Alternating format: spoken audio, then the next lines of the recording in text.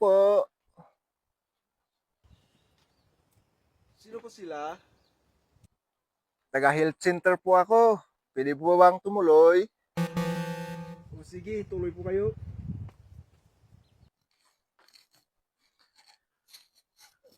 Maraming salamat po. Ano po ba ang maipaglilingkod ko sa inyo?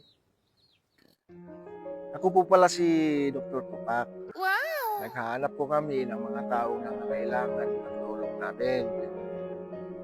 Ganun po ba? Oo, sir.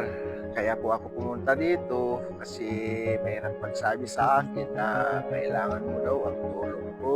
Warog. Hala, hindi po ako nangangailangan ng tulong, Dok. Baka nagkamali kayo ng pinuntahan. Hindi ako nagkamali kasi mismong kapitbahay mo ang nagsabi sa akin, Warog. Ha? Wala po akong sakit o karamdaman para magpatingin, Dok. Alam ko na may tinatago ka sa akin at ayaw mong sabihin, Warog. Hindi nga ako nangangailangan ng tulong, Dok.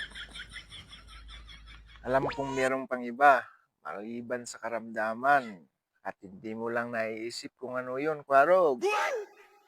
Wala na akong maisip na iba kasi healthy ako, Dok. Talaga naman na wala akong karamdaman at ang lakas-lakas ko pa nga eh. Oo, oo, oo, oo.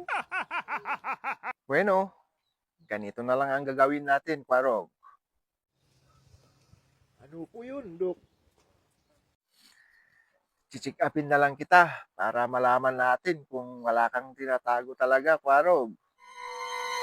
Nagsasayang ka lang ng oras mo, Dok.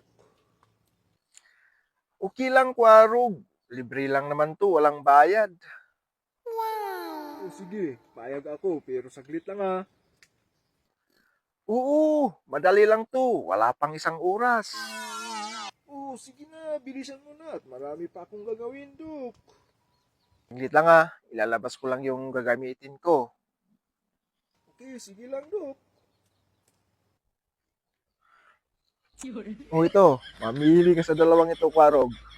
Eh, bakit naman gunting yan, Dok?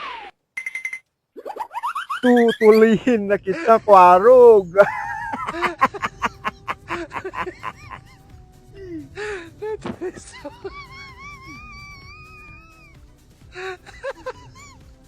Ito sa massage.